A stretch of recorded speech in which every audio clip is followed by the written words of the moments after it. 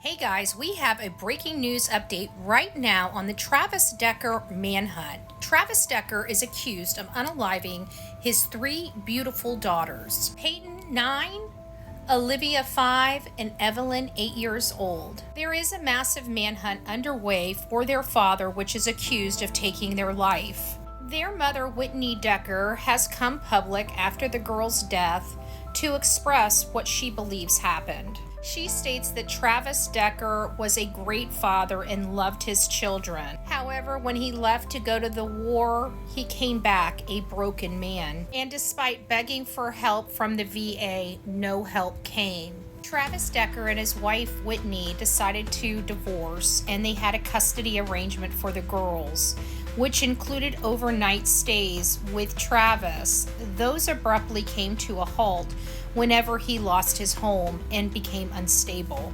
He is now on the run, and law enforcement are fearing for the public and ask the public to remain vigilant and keep your doors and windows locked. They also stated to please keep all outdoor lights on as well. However, we just learned that the governor has activated the National Guards. So the National Guards are now joining the FBI, Secret Service, Homeland Security, and the U.S. Marshals to capture Travis Decker and bring him to justice. This case here related to the Decker sisters really does bother me. The idea that their military father could hurt them or harm them in any way is a very tough and jagged pill to swallow right now. But there is a manhunt, and for whatever reason, I just feel he's out there somewhere, but he's not on the run. I guess only time will tell.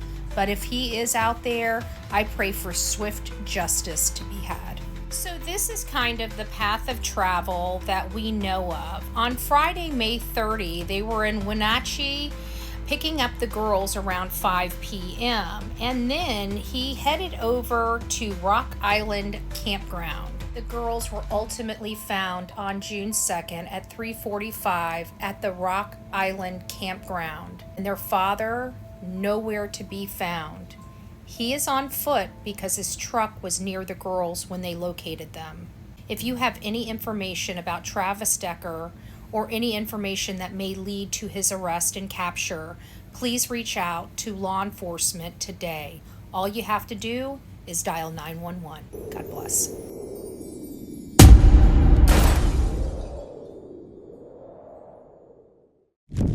Well, hello. Good gracious, if I can speak.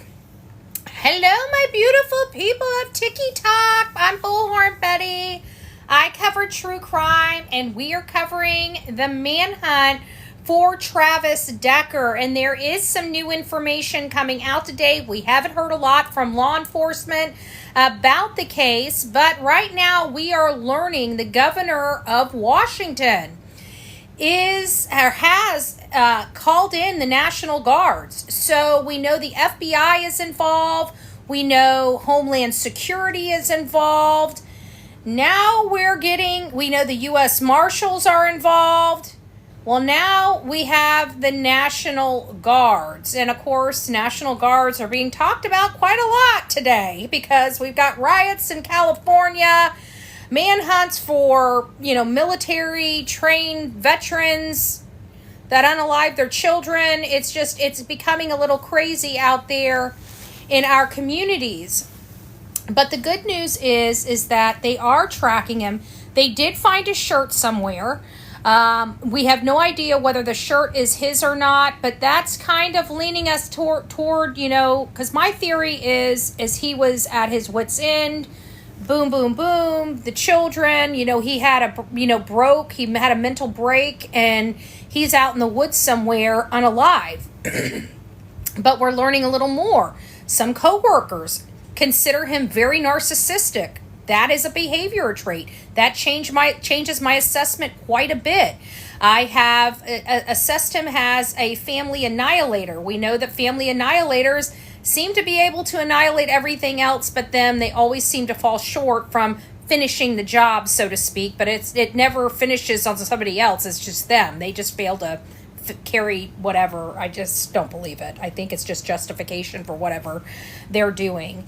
But we're learning a lot about him. So my assessment initially is changing because I think I put too much weight in Whitney at the beginning because, you know, she would know him more intimately than anybody else. And so I have to remember that she is very traumatized right now, and maybe her perception might be wrong. It might be right, spot on, and he's not this monster. But like I was expressing on my YouTube channel, we've got two different sides of the story that's going on in this case. Right now we have Whitney's side of the story that talks about this man being broken. He did everything he could possibly do to seek help through the VA and just fell short until he had this mental breakdown, which resulted in the death of the three girls. And then on the flip side, we've got Sheriff Morrison right here describing Travis Decker in a completely different light. He's basically saying that Travis Decker is this monster that planned this out a week before all this took place. He had a plan, put catching out there in the wilderness so he could survive for long periods of time as he was making his way to Canada. You're talking about two totally different people that are being discussed here. The sheriff's discussing this dubious mastermind, while the mom is discussing a man that's really broken. So I'm very, very curious as to what is going on in this case. And if we were to look at this in the light that this guy is a monster and did these we know he did the terrible thing, but the reason behind why he did it, he would have been outside of their search area, folks. So by the time they found the girls, if this all happened, which I believe it all happened on the 30th, I think many people assess that these girls were most likely not with us by the evening of the 30th when he failed to return them back home. And so we know that they were most likely deceased at that point. Well, if you calculate, it's 288 to 289 miles from the Canadian border, and you assess a mile taking about 17 or so minutes to do, a little more, a little less per mile. It's 16 hours to walk from that campground into Canada. 16 hours for somebody to make a 288 mile journey. So he most likely, if he was fleeing and he truly is on the run to Canada, he most likely was in Canada before they even found the girls. So that's another issue that we're going to have to analyze at some point as well.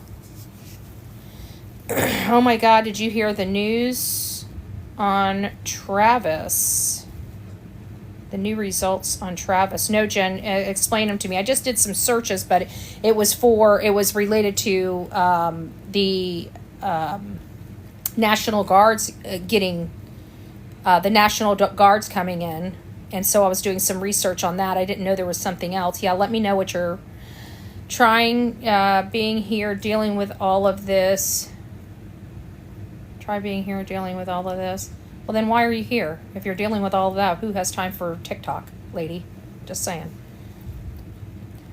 I think he researched that stuff on his computer and sent it to people looking north and then went south. Some people believe, because I did polls today on my YouTube channel and asking them. So the polls were, do you think, I can't remember what the first one was, but one of them was, do you think he's on the run? Do you think he's deceased or moving? And so my audience said that they do believe he is on the run. And the next question was, do you think he's heading to Canada? And so I had like a 56% to a 43% split. And the majority of my audience do not believe he's heading to Canada.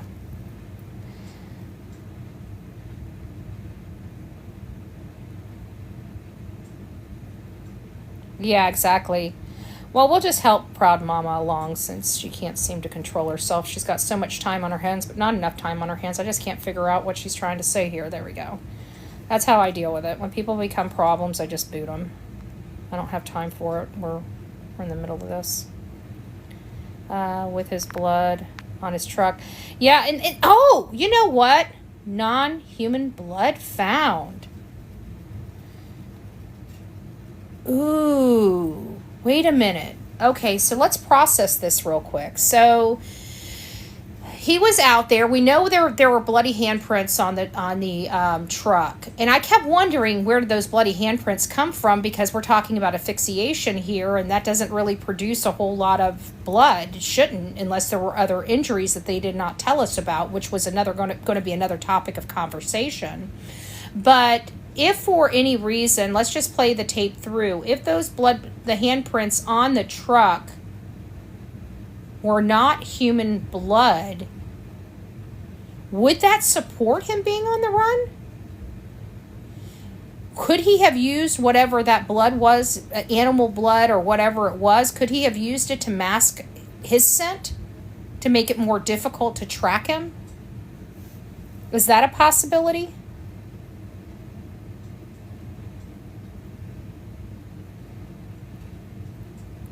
Hold on, sorry guys, I'm trying to read this. Some of his blood, some is non-human, not his dog. Dog is safe. Yeah, I heard the dog is safe. He probably did those searches about Canada on purpose. Yeah, it's possible if he planned this. But see, the reason why I didn't think he planned this and why I think he's unalive somewhere in the woods is because Whitney was talking about a broken man, and the way I was looking at, one assessment of this is that he was, even when she talks about the divorce, he divorced her because he didn't feel worthy of a family. He was so depressed and so unhappy with life and himself, and it sounded, she said that something broke in him on the 30th, that's the only way that this tragedy could have happened, if something broke on him. Well, that's not what the sheriff is conveying to us. The sheriff's conveying a very calculated and strategic plan. That basically he planned this a week prior to it happening, and was planning his next move, i.e., going to Canada. Much different than what Mom is, wanting us to believe. What if he owed money to the cartel or something? That's another thing is, let's look at, remember, what is it? The Soto and Guerrera case. The Soto and Guerrera case. You guys remember that? That was in San Antonio, Texas. And Matthew Guerrera and what was it? Soto with the pregnant girl. I can't remember her first name, but she was pregnant. She was literally about to give birth, and she never made it to her appointment, and her family started freaking out. Well, they originally thought Matthew was responsible for her not being there. And Matthew was as much of a victim as she was. They were both unalived in their car. They were found days later at an apartment complex. Preciado?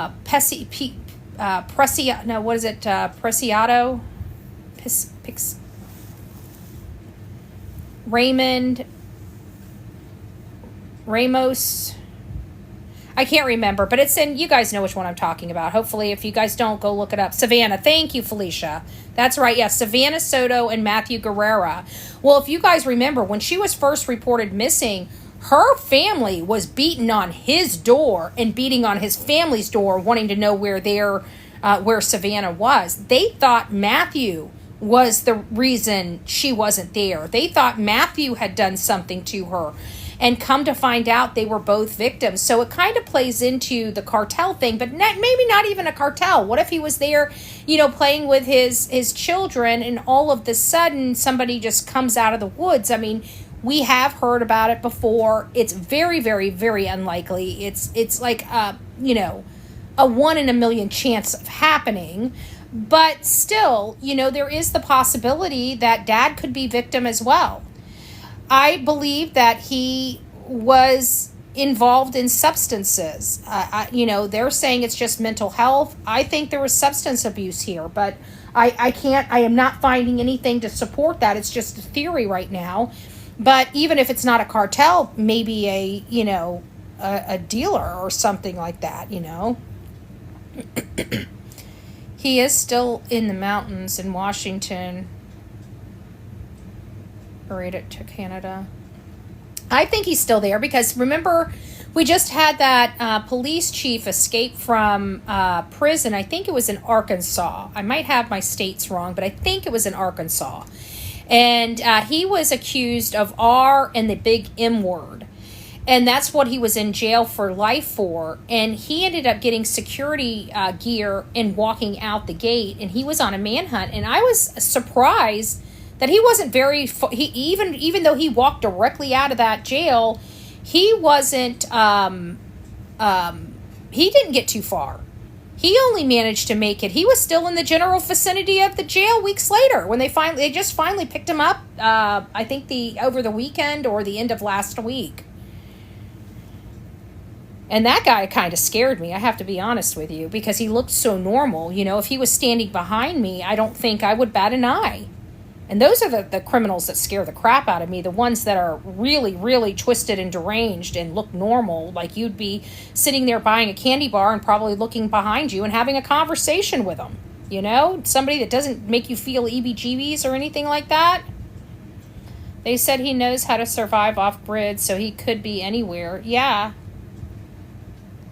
I think he hurt his dog, and the dog ran off. Well, if he's taken like I said, I think he's classified as family annihilator, and if Whitney was there, she would have been a victim as well. There's just no doubt. And like I said, every case, not I'm saying every single family annihilating case, you know, the perpetrator doesn't, you know, make it final for himself as well. It's just all the ones that I've personally covered: Alec Murdaugh, Anthony Todd, all of them, they were all intending. I mean, you know, Alec had his cousin, or that one Eddie, you know, pew him in the back of the head. He, you know, obviously didn't do anything but make him bleed, but he tried. It fell short of that. According to Anthony Todd, he unalived his family, and then he tried to use Benadryl to unalive him. He fell a little short on that, right? And so now this guy is on the run. And if he's not unalive, then he fell a little short of that as well. So it seems like these people that have this vision of unaliving their family and then themselves, you know, so they all go out together, whatever. It always seems to always fall short with the annihilator still existing while his entire family is not existing. It just doesn't make sense. So I have been applying that. So I know that he most likely is on the run. I don't think they're chasing a phantom, but I was just thinking that because, you know, maybe the Canadian searches, one didn't have anything to do with the other. For example, what if he was just searching, trying to find a new job, and wasn't expecting to have a mental breakdown that Friday? You know what I'm saying? And it just looks sus, but really is unconnected to one or another. But, you know, so these things are all, you know, bouncing around my brain, and I'm trying to find a path forward. But law enforcement truly believes this man is on the run. They truly believe he is a danger to the public, and they want the public to be ultra vigilant out there, especially if you're in the path of travel for this man. Could he be going to Canada? He could be. But no matter how we look at this, these children were missing for well over 48 hours before they were found. And the point being is he could be literally anywhere. If in 16 hours can get him almost 300 miles away, and he had almost a 60-hour head start, he literally could have been 500 miles away by the time they found the girls and even put up the police tape. That's scary to me. He literally could be anywhere. On foot. Who would think that somebody in 2 days could walk 500 miles? No, this girl didn't, but it's possible.